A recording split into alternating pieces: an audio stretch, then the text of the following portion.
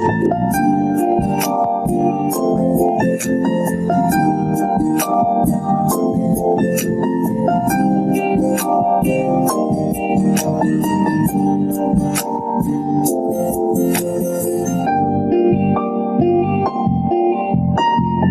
good morning to all.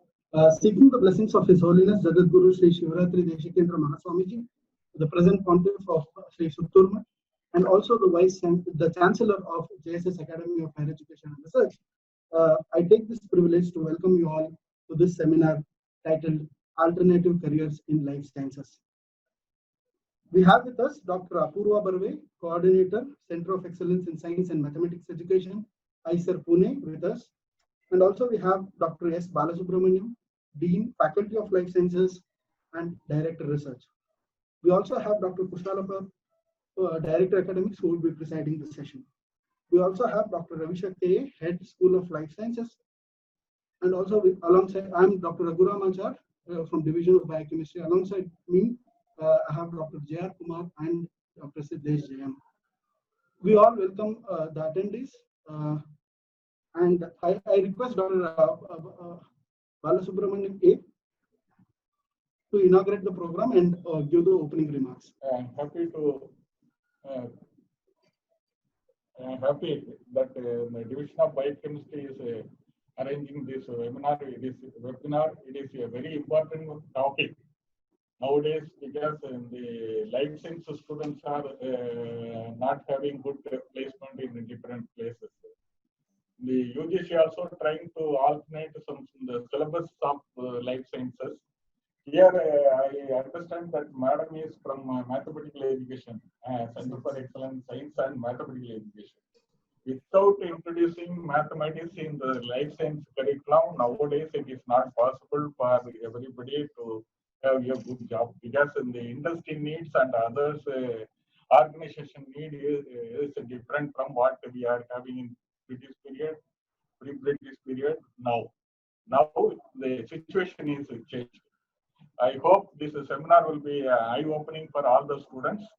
I once again congratulate our Division of Biochemistry for organizing this type of good topic for today's webinar. Thank you very much. Thank you, sir. May I now request Dr. Ravisha K., Head Faculty of Life Sciences, to give an introduction to the content and the context of the webinar. A very good morning to all the participants. At the outset, I invoke the blessings of His Holiness, the Deshikendra Mahaswamiji, and pray for the well-being of all fellow citizens of the country at a time of great national crisis due to COVID-19. Dear participants, I am sure we are all aware of the fact that unless a careful and meticulous planning is done for planning our future career, it is impossible to reach the goal that is set. As rightly said by Peterson K., who is in his Guide to Life Science Careers from Cambridge, he is of the opinion that great careers don't just fall into your lap. You need to plan it very well. Some of the important principles that he has underlined is the first principle being know yourself. The second principle is be informed. The third principle is test your choices. And the fourth and final principle is start early. In this webinar, as you are all aware, we are trying to address the second principle in greater length so that our students, our participants, or aspirants who want to take up life science as a career, they know themselves quite to a great extent. That's how they know themselves. That principle is already addressed, and it is our duty as teachers to see that the second principle is brought to their notice. That's how this seminar has been organized with the JSS Academy of Higher Education and Research, to see that our students are well informed about the various choices and opportunities that are available in life sciences as a career. Friends, I'm sure this webinar will be of great value and useful, and it will be highly useful for our students and aspirants who want to pursue their career in life sciences, be it a graduate or postgraduate programs, including research. I wish all the best for all the participants, and I thank the Dr. Apurva for having accepted our invitation in spite of her busy schedule to address this group of wide spectrum of students to see that they take up their career in life sciences in a careful and planned manner. I thank the director, academics, dean, faculty of life sciences, and all the authorities of JSS Academy of Higher Education and Research for providing us this opportunity to see that we go ahead with this webinar for the cause of life science career aspirants of this region. I also thank the Faculty of Life Sciences in general and the Division of Biochemistry in particular for having taken this lead to conduct this webinar. Thank you, one and all. I hope the deliberations of the webinar will be of great value to all the aspirants, both teaching and also the student friends. Thank you. Thank you, sir. As the resource person, we have Dr. Apurva Barve, who is the coordinator of Center of Excellence in Science and Mathematics Education at Indian Institute of Science Education and Research, Pune. He has a PhD in biotechnology and has qualified NET. He is working in the area of science education and teacher training for over 7 years. She has taught biology at college level and has created content for the online courses in the life sciences. And she has several research papers in the journals of high repute. And she is involved in introducing early and in-service college teachers to new pedagogical tools empowered with teaching and assessment methods and help in designing curriculum of the courses. And she stands as a very good example for the career prospects she found with respect to train the trainers perspective. With this short introduction and highlighting the theme of today's webinar, I recall a very interesting quote. I quote, "I may be running out of options, but running out isn't an option." So we do often get inquiries about what next after a certain course completion. To address this at large and to keep students familiar with various career options, this webinar has been organized. I hope the platform is set for us to explore the alternative careers in life sciences. May I request Dr. Apurva to deliver the talk. Thank you very, very much. I'm very happy to be here. I hope I'm audible clearly. Yeah. Am I audible? Yeah, you are audible. Okay, You great. the screen as well. Yes, I will. I just wanted to say hello first and then I will start sharing my screen. So thank you very much, Dr. Raghuram. It's a great pleasure to be here. Thanks for inviting me to talk to all of these great students. It's always nice. I mostly, as you are aware, I mostly work with teachers, but it's always nice to be able to talk to students once in a while. So thanks for giving me this opportunity. As you can see, since in Pune we are having a fresh round of lockdown, I'm working from home, so that's why I can also get away without wearing a mask since I'm at home today. Uh, and it's a great pleasure to be here. I will now talk a little bit about what kind of career options are available for sciences, students of sciences and life sciences in particular. And I'm going to request Dr. Raghuram to just give me a feedback in case at some point I'm not audible or I'm not clear, because I will not be able to know in this online setting, unlike the live.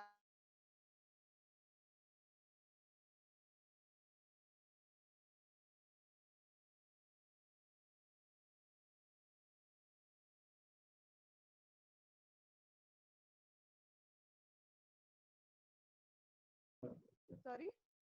I think you have to set your mic right so that it is much nearer to Closer to the. So it's not audible. Now it is audible.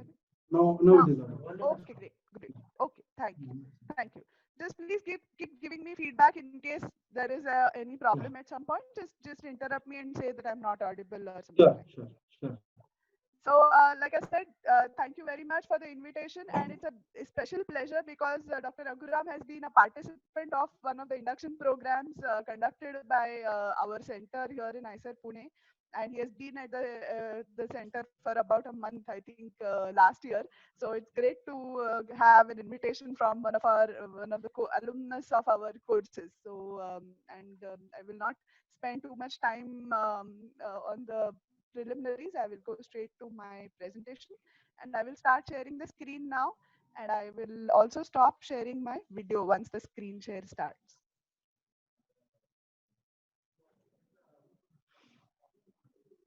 Is my screen Yeah. visible? Sorry, it's not the right slide. Great. Just give me a second to. Sure. Thank you, sir.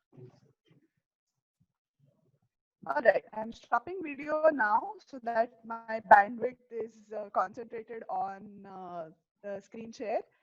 A very good morning to all of the students and all of the attendees. So we are here today to talk about a few alternative career options in science. And the brackets that I have put on alternative are quite deliberate, because I sometimes hear or get the feeling that alternative means not good enough for the mainstream, and that is absolutely not what I mean here. Alternative is as intense and as rewarding and as good as any of the mainstream careers. It's just that it is a little less known, which is why we are calling it alternative for the moment. But it does not mean at any point that it is any less than any of the mainstream careers. So having said that, let us look at a few of these. Before I get into these career options and so on, I just want to broadly tell all of you what this talk will do. This talk, I'm hoping, will give you a chance to introspect, hopefully, and just like the previous speaker from JSS just said, that these very four important principles of planning your career. The first one is knowing yourself. So I hope that in addition to informing you of newer opportunities, this will also give you a chance, this talk, to introspect and know yourself better, know a little better about how to think, how to go about thinking about what the kind of career that you want and so on. I hope that it will give you a broad overview of some of the career possibilities, and also hopefully a chance to share your views and opinions, though that is sometimes quite a little limited in the online forum. But I hope that this talk will do all of these things. But there are also a few things that this talk will not do, and let me clarify that right at the outset. What this talk will not do is, it will not give you any specific details of particular courses or universities or job openings. That's not the purpose of this talk. Or it will not do a comparative analysis of this university or this course versus that course and so on. Or it won't be able to give individualized career counseling, or it will not even take sides between this alternative career versus that alternative career. But it will definitely, I hope it will be useful for you to get a broader overview of the kinds of paths that are open to all of you once you have completed either your bachelor's or your master's degree. And then you will make a sort of more informed and a wiser decision about what to do next in your career, right? But before we go on, let's hear a little bit from you. Most of you have chosen already to do a BSc or an MSc in life sciences, or one or the other branch of life sciences, which is perfectly fine, which is all covered under life sciences. I would now like you to tell me a little bit about what your future career plans are, right? And for this, we are going to use a very cool tool called menti.com. Okay, so I'm going to, sorry about that. Yeah, I'm going to now request you to go to www.menti.com and put in the code 284365. Dr. Raghuram, could you please put this code in the chat box also, so that it's right there for ready reference? 284365. Apparently, the chat box is disabled. But Okay. anyway, yeah. For the panelist, it might not be disabled, so you may be able to put it. But anyway, otherwise we can always keep repeating it. 284365. Go to www.menti.com and type in 284365. Okay, and tell me what your future career plans are. What is it that you plan to do, right? Okay, we have started getting a few responses.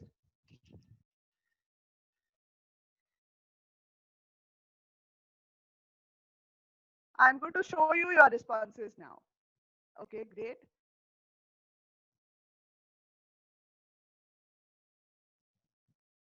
People have started responding. Please tell me through menti.com what your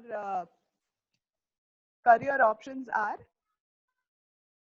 Yes, can all of you see that?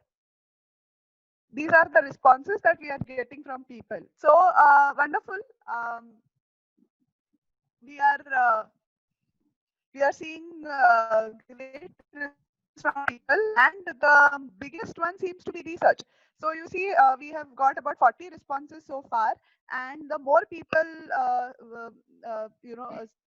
more people say that word, the bigger it appears. So we are getting all kinds of replies: research in chemistry, career in virology, very interesting, PhD, nutrition, biochemistry, government appointments, very interesting, environmentalist, job oriented MSc, something somebody said, masters in biotechnology. Great, Dr. Raghuram, most of your students seem to be interested, very interested in research, though the biggest so far. Wonderful to know. We'll give another maybe 20 to 30 seconds, and then we'll stop taking responses. Good, good, good. Very nice to know. Oh, somebody wants to become a professor. Great. You must have nice role models in JSS too, so that you also want to become a professor. Great. Nutrition. Okay, a lot of people want to become a nutritionist. That's wonderful. Research in paleontology. That's also very interesting. Wonderful. Great. This gives us a very nice sort of flavor of what what we want to do, right, after our masters.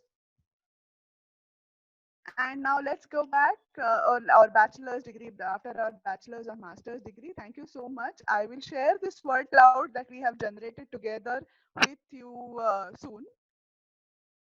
And it sets a good tone and a good background also for our talk, right? So most of us do know what we want to do. Most of us have a good idea about some of the careers, but some of us are still thinking, and some have some general responses like that you want to do research but are not sure of the field and so on. So that's a good point to check about what we mean by classical careers in science, right? Before we go to alternative careers, let us look at classical careers in science. Usually, it draws from what you have said in your responses to the earlier slide, right? These are careers like research, teaching, or academia, which combines research and teaching, right? You can go to an industry or the research institute and do full-fledged teaching, sorry, full-fledged research, where you work on a scientific problem and try to find its solution, build experiments, draw conclusions, etc.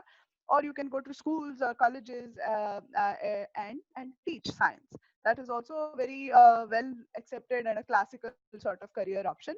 Or you can combine these two things, where you go to a place, say a hybrid institute like ISER, the Indian Institute of Science Education and Research, or big universities which have departments which do teaching as well as research. And there are also a few other types of jobs, like you can become a technical person, a technician, or get into quality assessment, quality control, and so on and so forth. So these are some of the classical, quote unquote, classical careers in science, right? These are some things that we know of more or less. So are these for you? You are here at your bachelor's and master's in life sciences, but are these classical careers for you? And how do you decide that?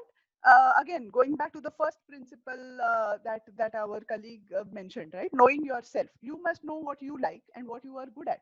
Which, are you good at research or teaching? What does research and teaching entail? Right? Is it for me? Does it match my temperament? But first, to know whether it matches your temperament, you have to exactly know what it is. What is it like working in a lab? What is it like doing an experiment? what is it like when any scientific experiment is not something that works in the first shot, because you're trying to find something which is completely unknown, right?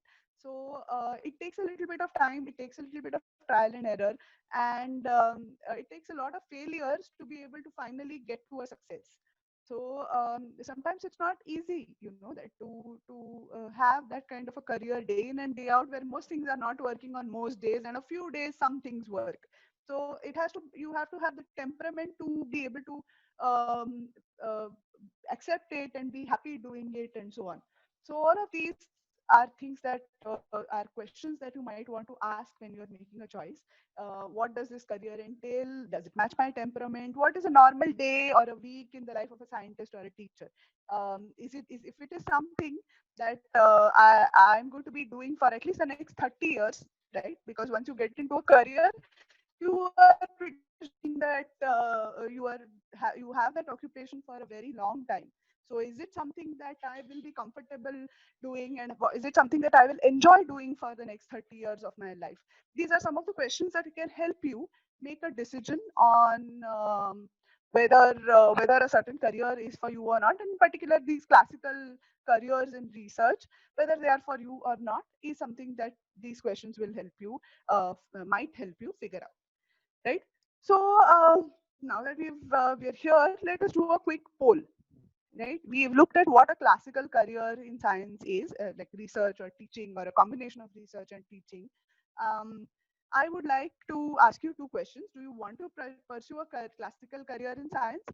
Uh, or if you don't, if you want to stay in science but not pursue a classical science career, that could also be a possibility, right? It's not like I want to quit science and do something else entirely. I don't want to, go and open my own boutique, or get into sports or something like that. I still want to stay in science, but I don't really want to do a classical career of teaching and research. That could be a possibility. It was a possibility personally for me, that I would loved science and I wanted to do it, but I was not sure if I wanted to do research as a career. So let's ask you, and I would like to request our colleagues to launch the first poll, please. Yes, great. So now you can see a poll on your screen, and please do answer these two questions with either yes, no, or not decided, and submit your response. Do you want to pursue a classical career in science? Yes, no, not decided yet. It is more towards Do you yes. want to stay? Okay, great. No, we'll see the full tally once we stop Yes, the yes, yeah. yes. Do you want to stay in science but not pursue a classical career in science? Yes, no, not yet decided. Great. We would request all the Yeah, participants to vote. We have got 80% of votes. great. We would Wonderful. request It's the all other. right, I think. We've got a majority feel. So you can stop That's great. taking the votes, and you can show us the results. Yeah. All right, wonderful. So great. I see that there are students who know their mind. There are many people, close to half, who do want to pursue a classical career in science, and that's absolutely wonderful to know. We do need very trained scientists and very good teachers for this country.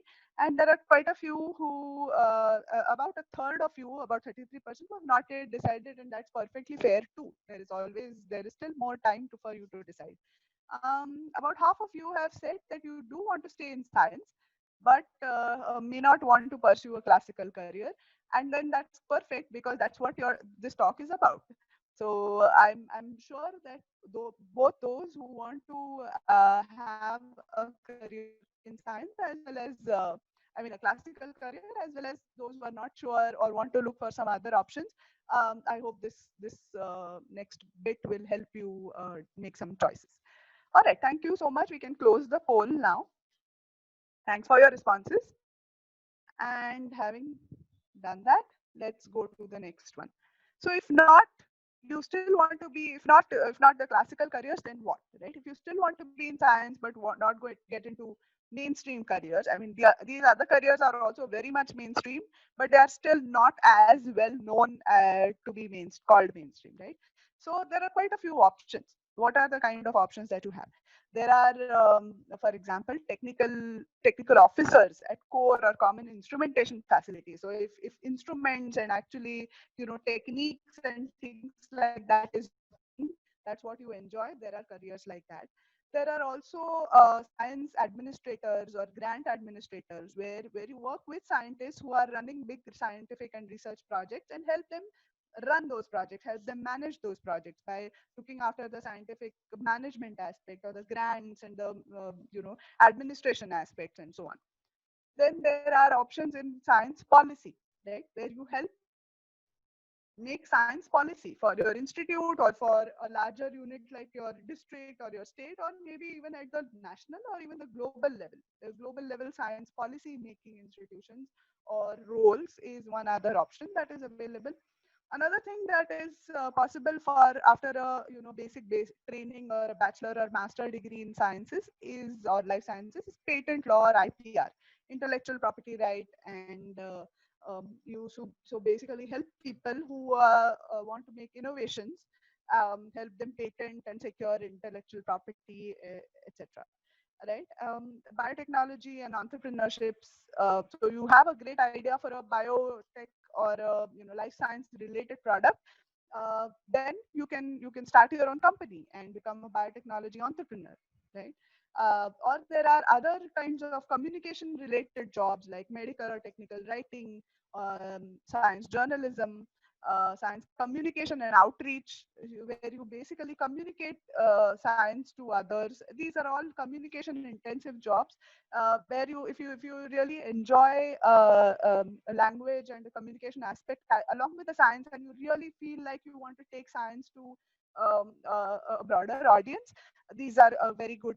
Science journalism and science communication and outreach are very good career options. Medical and technical writing is more of a helping write research papers or edit scientific books, scientific journals, scientific papers, and helping in the process of publishing scientific research, etc. So these are some of the possible career options that one can have, each sort of which are still considered a little offbeat, or not many people know about it. So I'm going to talk you through a few of these options, and for each of the options we will look at the field. We look at a brief summary of what that field means. So like if you take science policy, what does working in the area of science policy mean? What are the kind of roles or job profiles that you have there? What is the nature of work? What is it that one does when is working in say science policy? What are some examples of careers? What are a few of the places that can employ people who work in science policy? And we'll introduce you a brief or introduce you briefly to some of the practitioners of science policy or science communication or entrepreneurship and so on, and that too in the Indian context. Of course, in the West, in Europe, in US, all of these options and all of these roles and possibilities are very much there, right? They are very valid career options. There are also opportunities, but what I want to showcase here is that even in India, all of these career options are slowly coming up, and we have people who are into these fields and into these areas, though we may not know about them so much. So let us look at a few of these fields a little bit in detail.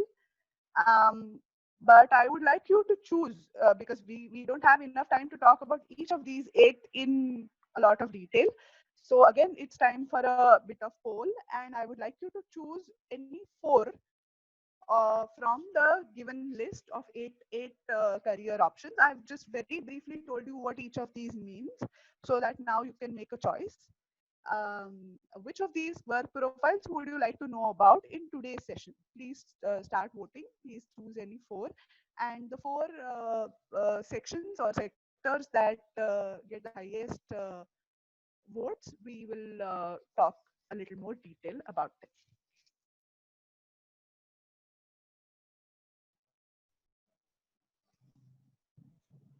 So I'm requesting my colleagues to to sort of stop the poll once we have about 80% responses. Yes, yes. Sure. Yeah. Right now it is 45. Yeah, sure. We'll give people a minute because it's a long list. It will take people time to go through and choose. Yes. Oh wow, that's a very close voting. So the top is science and grant administration. That is very interesting. Then is entrepreneurship. Dr. Raghuram, can I please request you to make a note of the 4 top ones? I will also try to make a note quickly, but in case I miss. Yeah. I would be able Yeah. to tell you. Yes. Yeah, please tell me. So, Science and Grant Administration Full stop. is the top. Next Yes. is, so which 4 are we going to do? Then we are going to do startup. Yeah. The technical officer at core or And common. then we are going to do technical officer. Okay. And what's the 4th one then? And medical or and technical. writing. Okay, great. At least one from the communication sector. All And right. then it's science journalism as well, more or less. Yeah, Going more or hand in less, hand. more or less hand in hand. Okay, wonderful. Thank you so much. We can stop sharing the poll results. I'm glad that um, we will be listening about something that you want to rather than something that I want. I'm glad that you have made the choice of doing these 4 things. So let's start with the grant management. I mean, the sequence, maybe I will have to keep shuffling between the sequence because they're in a certain way, but yeah. Let's start with the grant science and grant administration, science administration or grant administration. So what does this mean? This basically entails supporting application and administration of scientific grants and research projects, right?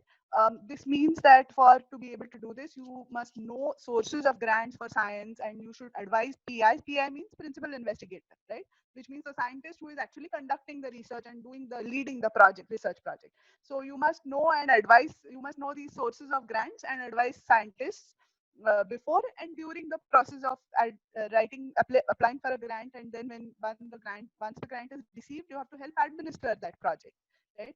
Coordinate and facilitate the running. Quite often these days, research is very collaborative, right? There are many different kinds of expertise that is required to run one particular research project, which means there are many different scientists, sometimes physicists and chemists and biologists come together and work on one project and so on. So the grant administrator or the science management person or the science administration person may have to coordinate and facilitate interactions between these various experts. One of the roles that is there is to liaise between the funders, right? The funding agency who is supporting this research or giving money for this research. You have to coordinate between them and the scientists. You have to also coordinate between the accounts department, sometimes help in some documentation, resolve in queries, and so on and so forth. That's the sort of role and nature. The nature of the work is fairly technical. It is quite administrative, and it needs learning a new domain like accounts and management, right? So far, you have had very good, strong training in life sciences in your bachelor's or master's courses. But now, along with your science, you will always keep needing your science background, but you will also have to learn a new domain, right? There may not be very deep involvement in science, but you will always be working with scientists. So if that is the kind of thing that you visualize yourself doing, then science and grant administration is a great option for you. Examples of sort of posts include grant manager or science administrator or program officer, scientific review officer. These are some of the kind of job titles which are there in this particular broad field. And where will you get employment if you want to get into science and grant administration? There are many avenues on the research side as well as on the funding side, right? So research institutions like say ICERs or National Chemical Laboratory, University of Pune, or many different institutes. I'm sure Mysore has its own CFTRI. There are several institutes in Bangalore, of course, and so on. Or you can also go, you find sort of job opportunities on the funding side, right? Department of Biotechnology, that is DBT, Department of Science and Technology of the Government of India, or private funders like Wellcome Trust. These people support, fund research, and so they also require grant managers and science administrators, right? And the picture that you see is of Dr. Vandana Gambhir, a good friend and a colleague who works with us at ICER Pune, and she is the grants officer at ICER Pune. So this is just to give you an example of people who are actually practicing in India, people who are practicing in these kinds of domains, right? So this is what basically grant administration and grant management is about. Next was, I think, startup, right, Dr. Raghuram? Yeah. Yeah. Yes. It's about the startups. Oh, I'm quite sorry. Yeah, I'm quite sorry that nobody chose science policy, but it's also a very interesting field, and I will just skim through the slides while I go to the startup thing.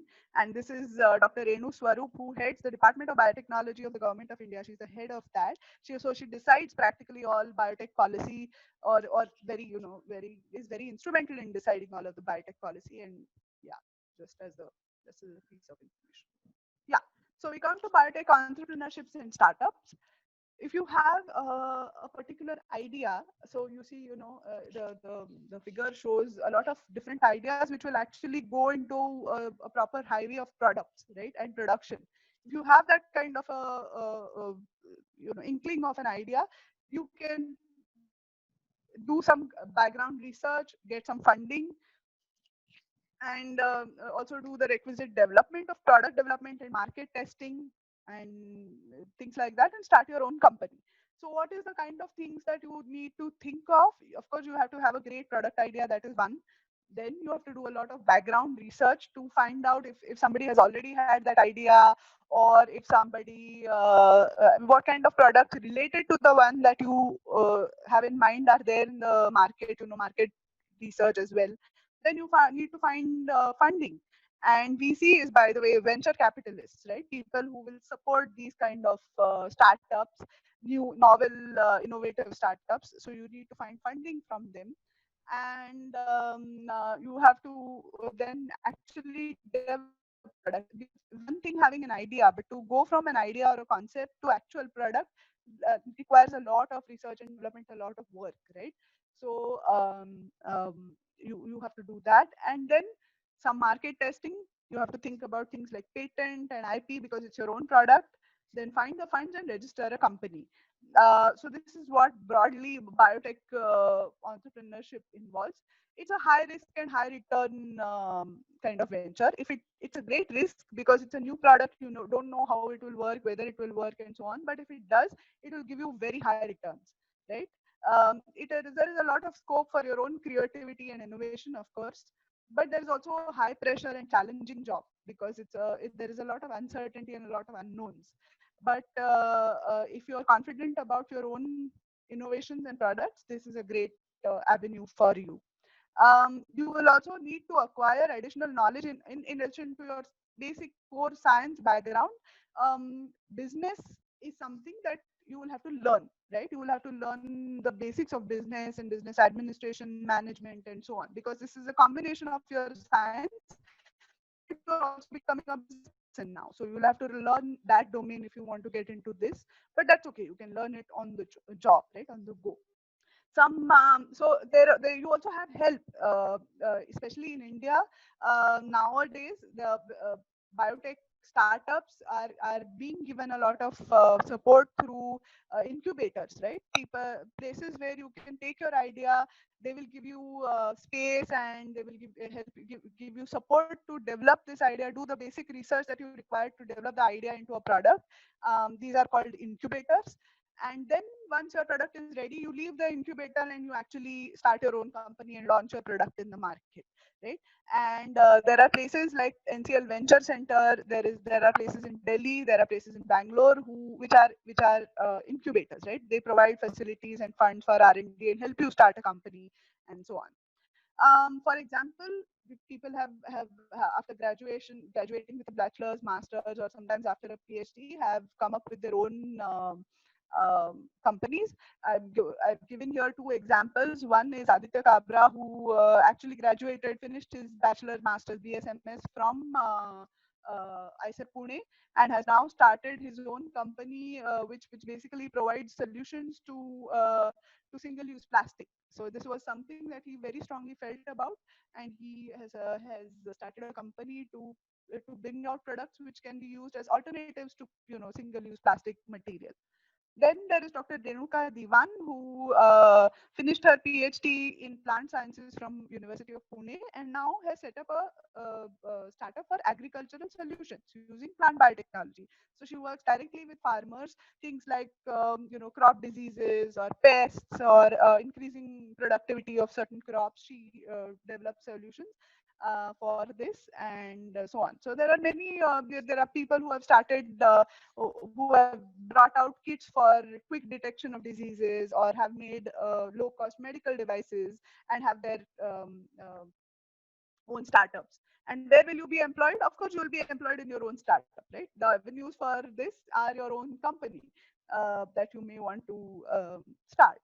And of course, in the area of biotech entrepreneurship, even if you don't want to have your own startup, you can still find other job opportunities in these incubators that I was just talking about. NCL Venture Center, which is right next door to ICER Pune, they employ people who support these entrepreneurs, these upcoming, people who want to start their own companies, and they employ people to help them start these companies. So those are also possible job avenues in this area. So this is about biotechnology, entrepreneurship, and startups. Unfortunately, I'm not, since the online format doesn't allow that, I'm not able to take questions as we go. But towards the end, I hope we will have some time for questions. So I hope you hold on to your questions, and we'll definitely take them at the end.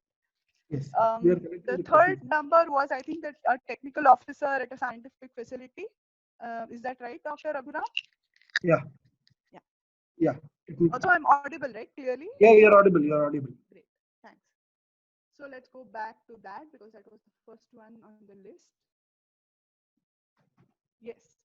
So if you know high-end instruments is your thing, and if you think that this is something that you can work with for as a career, this is actually the closest to a classical career in science.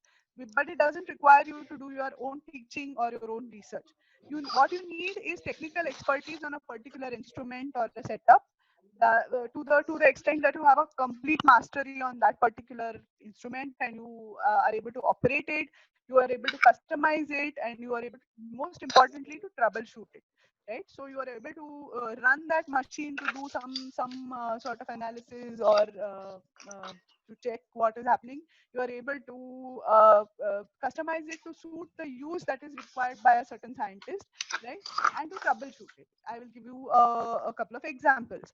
For example, there are specialized instruments like the like an atomic force microscope, or a confocal microscope, or say NMR, right? Nuclear magnetic resonance machines. These are huge machines with a lot of complicated parts, and you need technical expertise to be able to run these machines. But if you then, and you can be that person who has that technical expertise and runs that particular machine, right? And what is your role? Your role is to support and facilitate researchers and students when they want to use that machine. If some researcher wants to take readings on some NMR, or wants to image some cells using confocal microscopy, you help them do that. But you have to be able to customize, right? One scientist may want to use NMR or a confocal microscope for one set of things. Somebody else may want to use it for something else. So you have to be able to customize the instrument to suit the purpose of their to suit the requirement for which they need to use the confocal or the NMR machine. And you must also be able to troubleshoot. So you really need to have full mastery over that set of instruments. But it's a fixed set of tasks, right?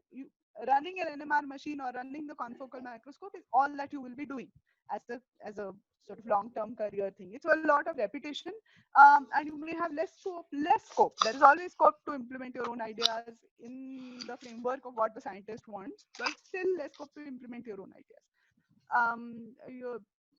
So it's more of a support and a facilitation kind of role. And examples include general instrumentation facility technicians, or technical officers for specialized instruments, even specialized bioinformaticians. These days, that is also, though it's not an instrument, there are people who specialize in bioinformatics, or the techniques of bioinformatics, and they don't have their own research problem. But if somebody who is doing research requires some bioinformatics analysis to be done, this person who is a specialized bioinformatician will do it for the scientist, right? So these are the kinds of roles that you can have. And where could you find employment? You could find employment in research institutes like, say, National Center for Cell Sciences or ICER, or many other institutes, CFTRI in Mysore or IIC in Bangalore. All of these big research institutes have have larger instruments and have specialized instrumentation facilities for which they require trained staff to run these facilities, and you can find employment there. An example, another very, very good friend of mine, Rohini Londhe, we did our masters together. And then after that, she now works at a place called Agharkar Research Institute, and helps run two things actually. She runs a confocal microscopy facility, as well as she helps with maintaining of some of the animal model organisms, Hydra in particular. She maintains the Hydra setup, Hydra culturing setup at ARI, and also helps with the with running of the confocal microscopy facility. So yeah, one very good example of a practicing technical officer, Rohini Londhe. Yeah, so that was about the technical officer. Next, I think we go to the medical and grant writing thing. Is that right? Yeah, the communication, science communication. Yeah, but yeah, okay, great. So this was about science policy, patent and IPR, biotech startups. Yes, there we go. Medical or technical writing, editing, and publishing. So there are quite a few domains of scientific communication, of which this particular domain deals with technical sort of writing, which is not a popular writing. The audience for this is not the general public. The audience for this is more niche, more specialized, right? And this is so you would be, as a medical or a technical writer or a scientific editor or a publisher, you would be writing or communicating to a specific niche target audience. For example, if you work with a journal which publishes papers in nanobiosciences, you would be writing for that particular audience which is interested in nanobiosciences, which is a niche audience, which is a small focused audience, right? And roles can vary hugely. You can either be actually writing technical documents, sometimes, for example, specialized instruments or certain specialized biological or biomedical products require manuals to be written, right, about how to use that instrument, about the things that tell you about that particular product or the instrument, and for which you need a very strong technical or scientific background. So you could be preparing such manuals or things like that. These are technical documents that you may be writing, or you could be editing manuscripts. Manuscripts is basically scientific research papers. Just before they are published, they are called manuscripts, right? Which are basically raw version of the research paper, which you will help refine and edit and so on. Or you could be writing book chapters in textbooks, all of which requires a very deep scientific background, but it also requires understanding of the use of language, right? So that it could be technical reports, it could be fact checking. You could, if you are an editor, a scientific editor, you have to basically check if something that the writer has written is okay or not, improving the language and style, giving it review and feedback, and so on. So you could be helping out with the publication process, things like format and layout and so on. So these could be, I mean, this is actually, it's very difficult to club. There are many sub areas in this broad field of medical or technical writing, editing, and publishing. So you could have a variety of roles under this broad umbrella, right? And what does this need? It requires you to have a very wide reading of that particular subject. You must know what is happening in that particular field. If you are sort of uh, in the field of writing for, say, tissue culture, you have to know what the latest practices in tissue culture or cancer research or agricultural biotechnology, whatever the field is. You must know what, you must keep updated about what is happening in that field. So you have to read a lot. You have to have a strong understanding of science and scientific methods, but at the same time you also need to have good strong communication skills and language skills. Another character that is required for this particular field is thoroughness. right? If something is going to get published either on the web or in the print form, as a book or a journal, you have to be very, very meticulous and very, very thorough and particular to make sure that there are no mistakes, right? You cannot have typos or spelling mistakes or errors of any sort in, or larger, certainly not larger errors like conceptual incorrect facts or something like that in a book or something that is published in a journal. So you have to be very thorough and meticulous to make sure that it is error free. You remain very closely connected in this particular field. You remain very closely connected with science, right? Because you're writing constantly about new advances, you know what is happening in the field and so on, but you may not participate directly in the research that is going on, right? Examples include technical or medical writers, content developers, or something that is shown here. So the photo that you see, again, a very, very close friend of mine, Dr. Shanti Kalipatnapu, who is a research communications officer. She handles the research communications office at ICER Pune. And so she is responsible for everything from bringing out the annual report of the institute to compiling data and information about the research that is published from ICER Pune for our funding institution, which is MHRD, or for any other purposes. She's also responsible for communicating with the press if there is a big discovery that has happened in ICER Pune, and that has to go, be communicated to the local media. Then she's also responsible for that, and she also handles the social media handles of Twitter and so on for ICER Pune. So things like that. So she's the research communications point of contact for ICER Pune, and she does a very great job with it. So these are the kinds of places that you might find jobs, right, in this particular area. One is research institutes like NCCS, ICER, ISC, etc., but also publishers, right?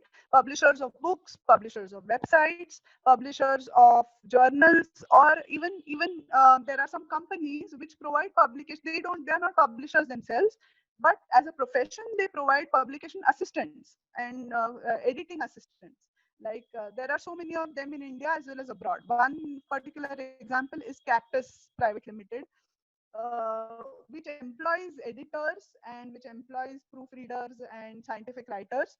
And the service they provide is they provide a service to scientists and scientific organizations to help them prepare documents, books, papers, etc.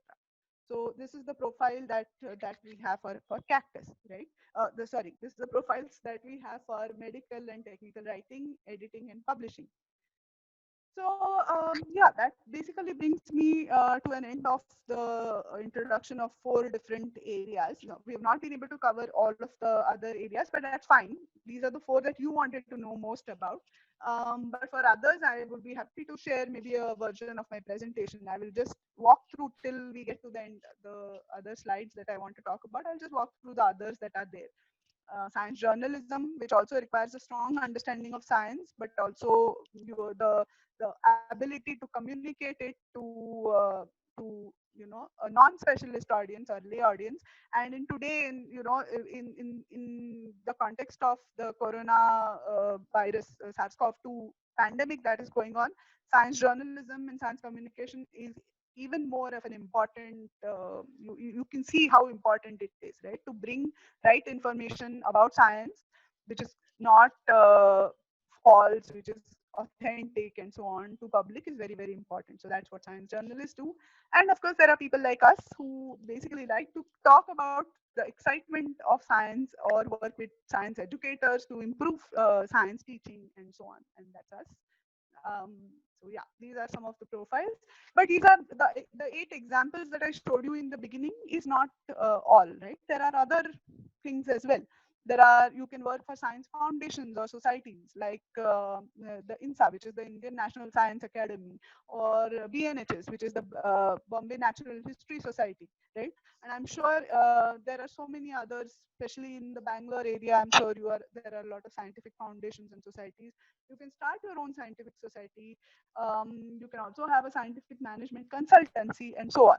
I'm not going into details, but what I'm saying is the ones that I showed you are not all. There are so many others that you can think of. And just as a bit of bonus, there is a very upcoming and very interesting area called scientific graphic design or scientific illustrator, right?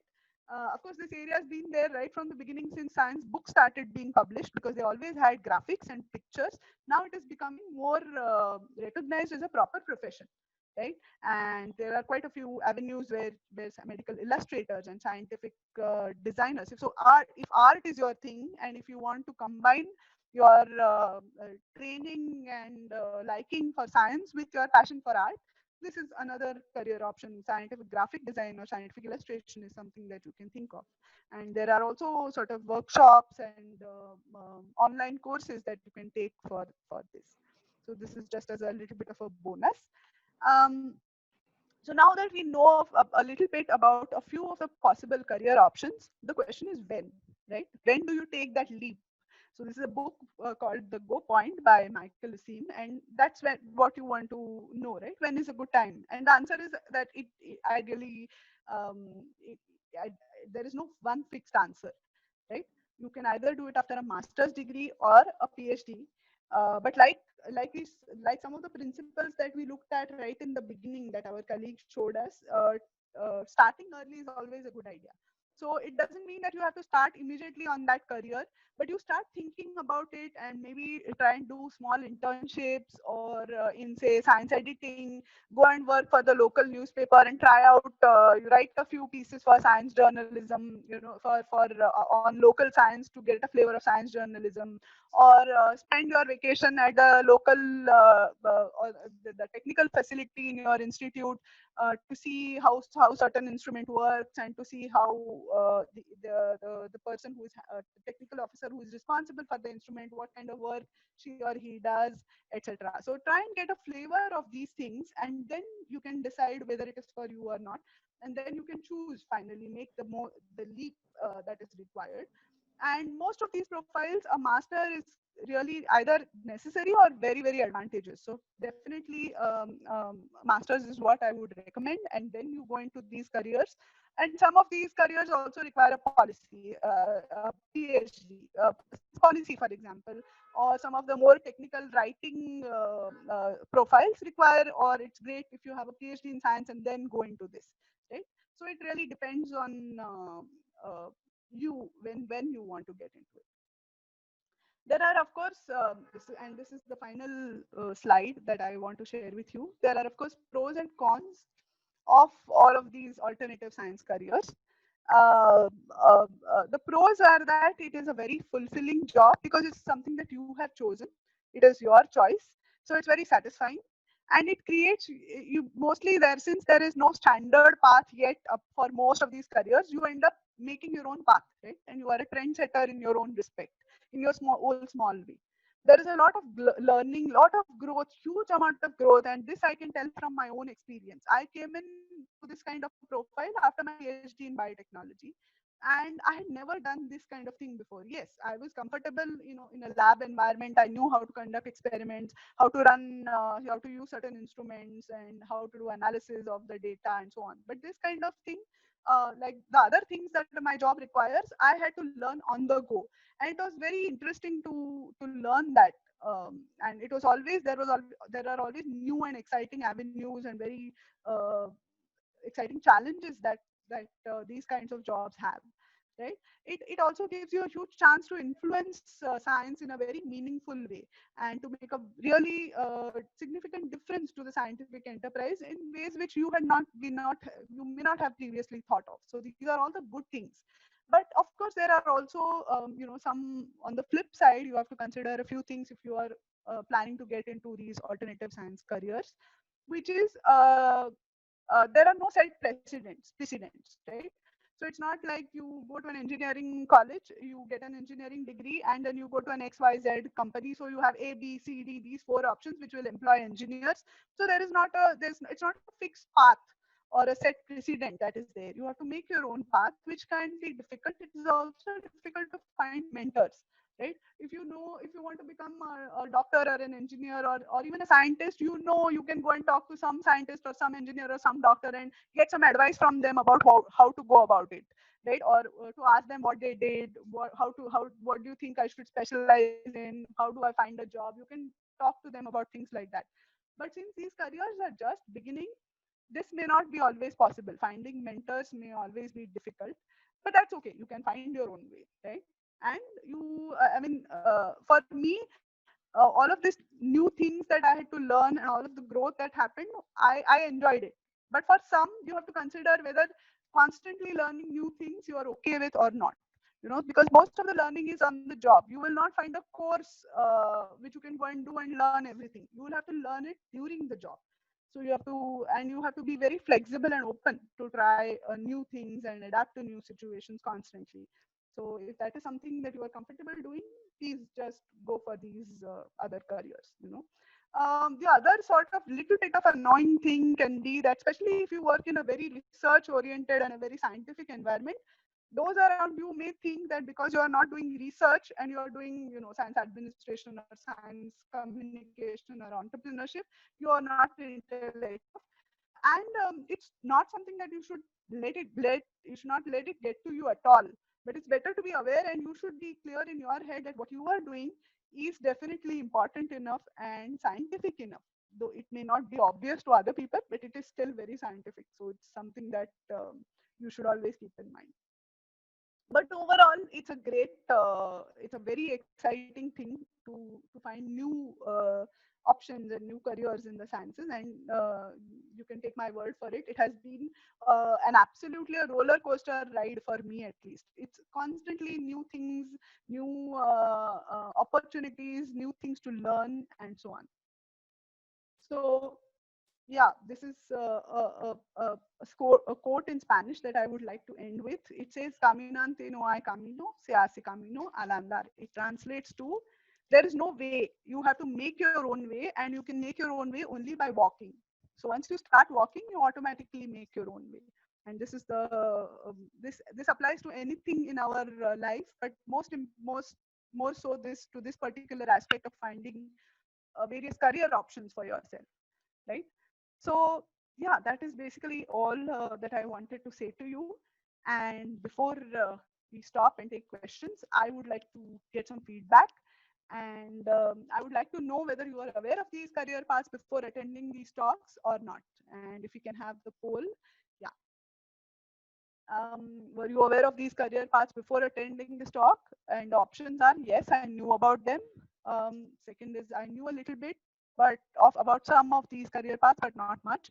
And third is that no, I didn't know about these career paths. This is all new information for me. So please cast your vote.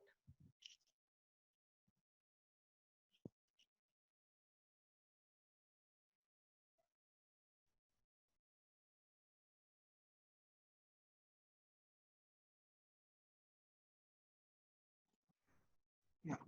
Uh, while this particular polling process happens, I'll also let you know that there are certain questions which have arrived in the question and answer panel. Hello. Yeah, I'm Yes, audible. yes. I would be happy to take questions. We'll just Yeah. end the poll and then we can take questions. Hello. Yeah. Yeah. So can we have the poll results? Yes. You have the poll results. All right. Oh, good. Oh, good. I'm happy to know that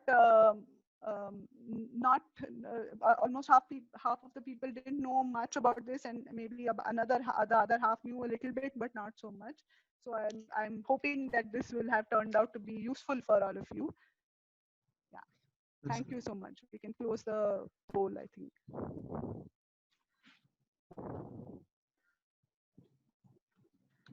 And that is basically all that I want to say to you. I hope you found it useful. I hope you found it interesting to know about all of these. And you can write to me. My email address is on the slide. If you have any questions, queries, of course, we'll try and take a few questions here. But since we have a large number of people attending, it may not be possible to take all questions. Do write to me if you have any queries. Feel free to contact me anytime. thank you so much. It was absolutely great being here. I'm going to stop sharing screen now, and perhaps we can take a few questions.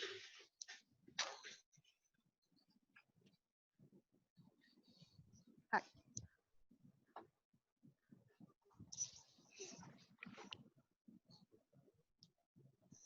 Yeah. Thanks a lot, Dr. Apurva. It was indeed filled with great content, and I wish I was subjected to such a webinar while I was in my graduation. Likewise, same here. I wish I knew all of this before I got into this. And I hope even the panelists agree with it. So let's take the questions. Yes. Some of the questions have already been answered while you were doing the presentation. Okay. And one specific question was related. I'll just take it. Yeah. So one question was, wouldn't science and grant administration jobs prefer people with commerce or accounts background rather than the life sciences like the BSc or the MSc? Yes, that's a good question, because the job does involve a combination of both. Uh, and there are, of course, people who come from a commerce or a management or administration background and get into science administration. But at least the experience so far has been that most scientific institutions prefer people with a science background, because it Yeah. becomes very difficult for people from a commerce or a management background to understand the broader purpose. While they're doing science and grant management, it always helps if they have a strong background in sciences to understand the value and the importance of the project, and then that helps them facilitate this much better. So also there is no doubt that you need to learn some management or administration if you want to get into a science administration job. But it's easier to do that for science people to learn some management and administration rather than from the people from commerce or administration background to learn becomes very difficult. Has been so far. So while you can always go from commerce or administration to science administration, science to science administration is a, sort of seen to be an easier transition. So I hope that answers your question. Yeah, thank you. And some other questions were asked which are related to some courses in specific. So I'll be sending across a resource material, and you also shared a particular book, and I have a couple of books as well, and certain Yes. career guidelines, etc., which Yes. will be sent as a resource material after this particular session. One question was, all these opportunities are only for MSc or BSc, or it is also for BSc? The question is something like this. It's also for whom? Is it only for MSc or also for BSc? BSc as well. Yeah. So a few of the things can be done after BSc. Not, for example, you cannot become a person who is technical officer for a confocal microscopy right after your BSc. You do Yes. need a master's level training to become that, because it's a fairly technical job where you need a master's level technical background. But science illustration, for example, or even science communication to some extent, or if you have really a very very good idea of for science entrepreneurship, but and it doesn't require very deep research, then you can do it after BSc. However, for most of the careers that I just spoke about, most of them it is always good to spend that 2 extra years to do a master's, acquire some more in-depth training in science, and then go for these alternative careers.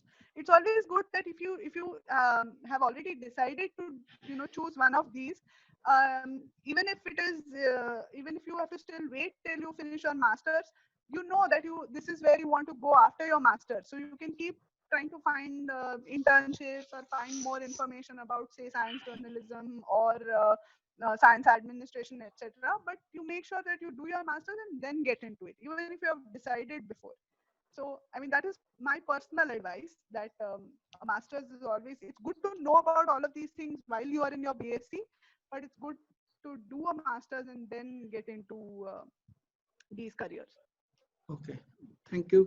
Thank you. One question was someone wants to know about the science policy as well. This would be the last question, and I would ensure that the participants that the questions would be answered.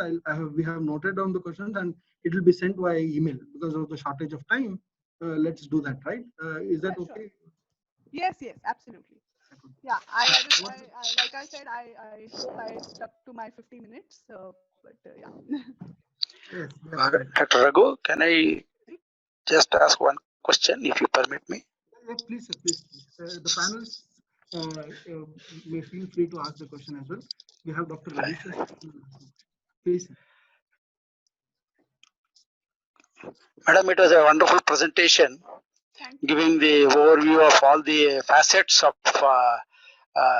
alternate careers for life scientists. As the head of the Faculty of Life Sciences, I would like to know from you, how can we integrate some of these management skills or entrepreneur skills or cost and accountancy skills or other skills that are needed, including scientific writing. For example, if a student is good at writing skills, can we think of introducing one paper on journalism or scientific writing to our students? Like this is how we did some experiments in while I was in University of Mysore. So do you have any aspects like that? For example, now we are trying to implement life science LSS SDC courses for our students. If you have any specific ideas or advice for us, I'd like you to throw some light on it. So yes, I'm glad that people like you are thinking of introducing this as options in the course structures itself. And yeah, especially now that we are heading more towards a sort of choice-based credit system, Yes. we can always offer a 2 credit or a small 1 or 2 credit courses which are electives, and these can be offered especially at the third year bachelor's or final year master students. These can be offered as elective courses. Those who are interested in this can take them up, or those who want to explore it can take them up. But maybe it need not be a mandatory course for everyone. It can be offered as an elective. And some of this is already going on. There are some universities, some colleges which offer these kinds of electives, and the kind of courses that are offered include one, science communication. That in fact is being taken up by everybody, because even if you go into a classical research or a teaching career, communication and science writing, scientific writing is something that you require. Or even if you go to an offbeat career, even there it is required. So scientific writing and communication is something that is definitely being introduced as a core, as a mandatory course. But other short 1 credit or 2 credit courses that are being offered is entrepreneurship support. How a broad overview in that course about how to go about setting up your own biotech company, for example, or even administration and accounts, like you said. These are if you are in a college which also has a commerce faculty, you can maybe ask them to come and take a small course for your BSc or MSc life science students. So that is possible. Another possibility is that if it is not possible to introduce a full-fledged course in a university system, which may be difficult, is to offer short workshops. So many organizations conduct short workshops of 1 week, 2 weeks, etc., on these specialized domains. I know workshops that happen on science illustration. Science Media Center at IISER Pune offers workshops on scientific video editing and video making, scientific writing. Vigyan Prasar, which is a branch of the government department of science and technology, offers scientific communication workshops, 1 or 2 weeks long. So you can maybe take the initiative of organizing one such, inviting some of these people, and doing a workshop in your college, and then your students can be a part of this workshop. So if a formal course is not possible, a shorter workshop kind of thing is also a good avenue to introduce these things to your students in a little more depth. Thank you. Thank you. Thank you. I'm glad that people are considering introducing these in the course. Yeah, I would like to just share my experience, because what we did in CBCA system is we allowed all other departments to offer their open electives of 2 credits each, and students from even science background used to go to drama or arts. Similarly, people from arts and other things, they used to come for learning medicinal plants and entrepreneurial skills to management sciences, so on and so forth. That helped, even though it was at a very small scale. Now, gradually, students are coming to know of the importance of this CBCS system. And the JSS Academy of Higher Education is doing a wonderful job here. In fact, we have one Sparkle scene which actually allows students to for entrepreneurial skills, and this has earned us international accolades also as a ACEEE award at the Asia Pacific region. Even at a smaller scale, at the Mysore chapter of TIE got us some award because the students who were interested in it, they went into spirulina culture or mushroom cultivation, learned the art of management skills, and these entrepreneurial skills helped them to go ahead. They are heading towards startup now. Like that, yeah, what you said with regard to other courses like commerce or other scientific writing and such other things, we can start offering small open electives. This would be of great help for students who opt. It could be an optional one, as you rightly said. Thank you. That's great. I get to learn that Dr. Apurva Barve has certain issues with her laptop. He'll be back in a while. So meanwhile, yeah.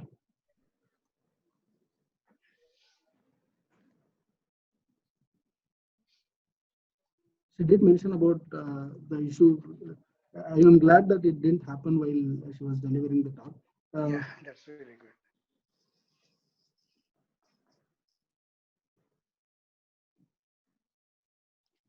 There are certain other interesting questions as well which have come up. So, if time permits, yes, people have asked about some competitive examinations, what additional programs we could do to ensure that it builds up the career and job perspective. Yes, all these answers would, all these questions would be answered. There are specific books which can be referred and which can be really be helpful. We'll be sharing it across in a short while after this particular webinar. And there have been certain questions related to specific courses as such. We would refer them to visit jssuni.edu.in for more such information. They have asked specific information.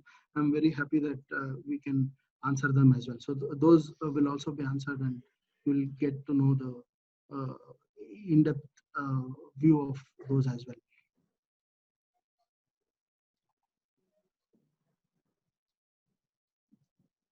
Is there some problem with regard to connectivity? Yeah, she'll be connecting in a while. Just a second.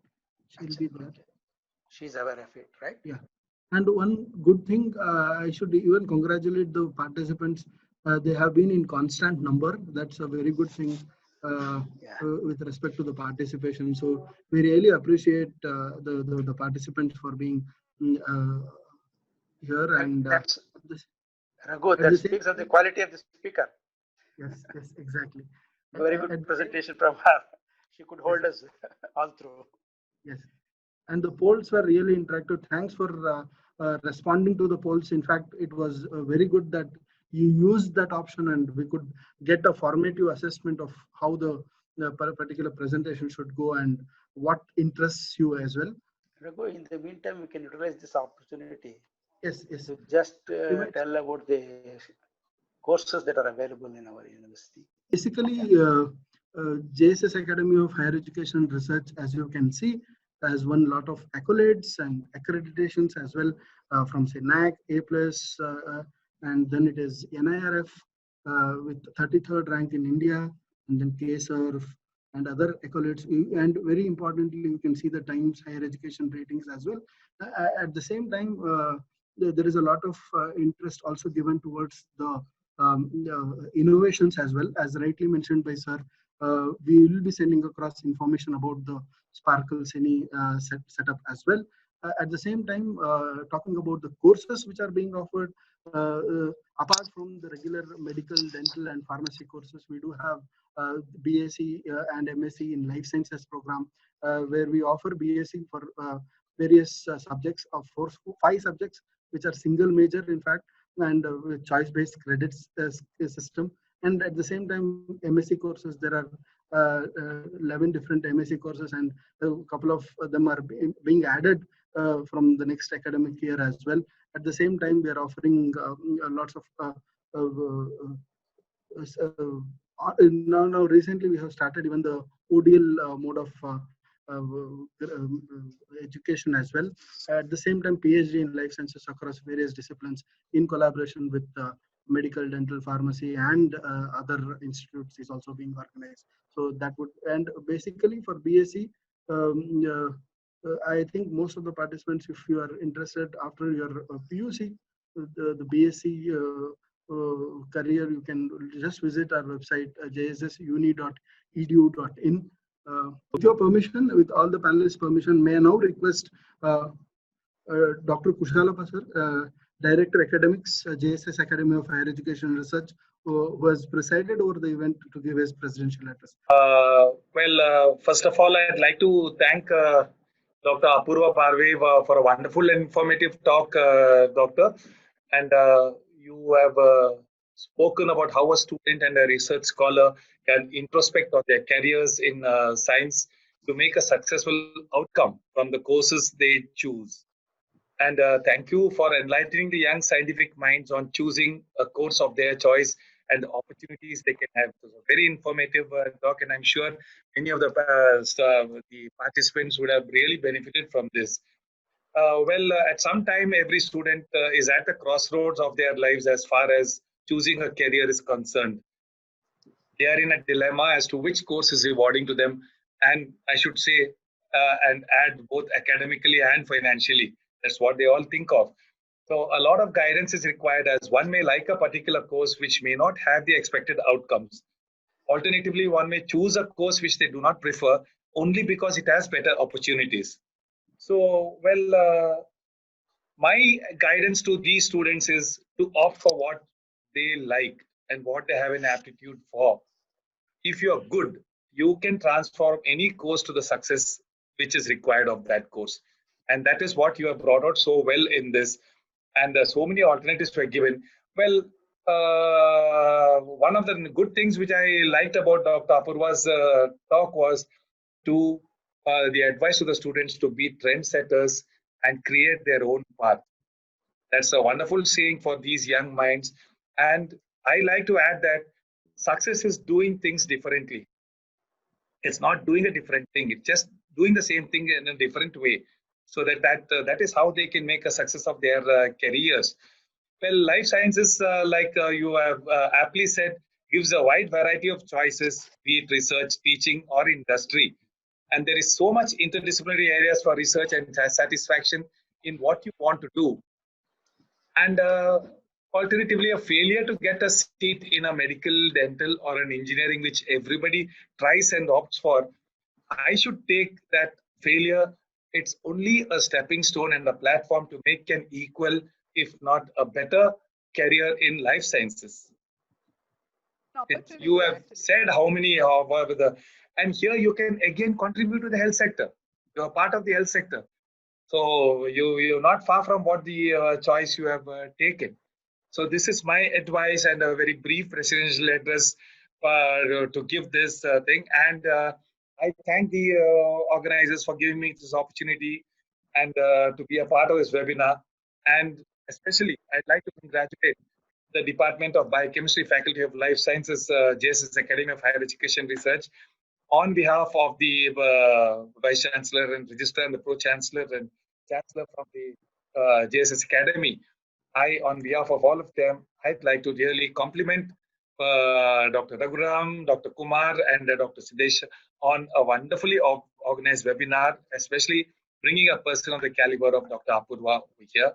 And I know that behind the scenes, Dr. Ravi Shah and the Dean also would have contributed equally to this. And congratulations, ma'am, and thank you again for that. And I wish all the participants a very, very successful career. Thank you very much. Thank you so much. Thanks for the invitation. It was a great pleasure and honor to be here. And I hope that at some point I will be able to visit your institute physically in Mysore. And you have an open invitation to everyone to visit IISER Pune once the situation permits. Thank you. Thank you, sir. Thank you, Dr. Apurva Barve. Thank you, Dr. Ravisha, sir. In fact, yes, Dr. Apurva, we were about to tell that you are most welcome to Mysore, which is the heritage city. And please feel free to visit once this particular lockdown and other things get over.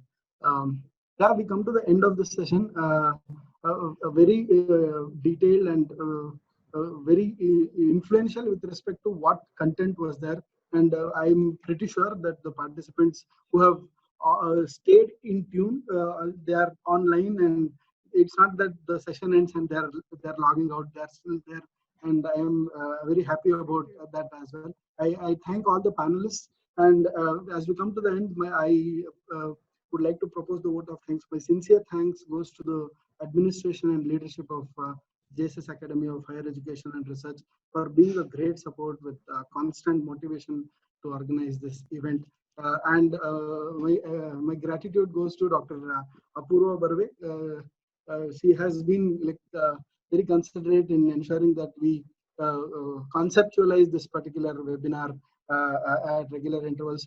Thank you for accepting the invitation amidst your busy schedule. We know that you are too much into workshops more than the webinar kind of thing, and we would like to organize certain workshops as well in the coming future.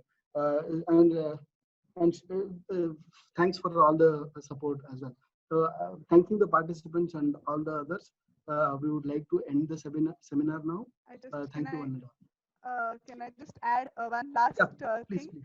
Thank you very much for the IT support as well. It Yeah, was very smoothly done. Thank you so much for that. And also, I would love to have feedback from the participants. So if you have any mechanism or a feedback form or something like that that you usually Yes. circulate, please do Yes. let me know for any comments, suggestions. Would be happy Yes. to know the feedback. Thank you. Yes.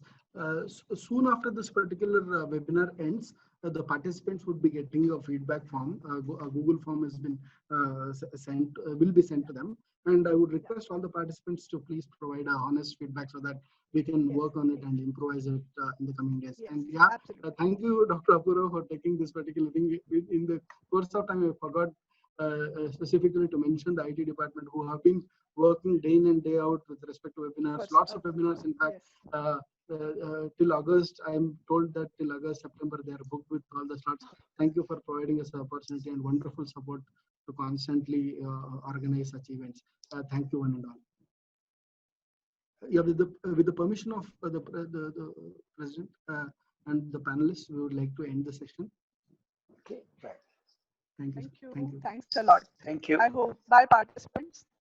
I wish we had been able to see face to face, but thank you very much. We'll create an opportunity soon. This COVID crisis is over, madam. All right. All the best to all the students. Best wishes. Bye.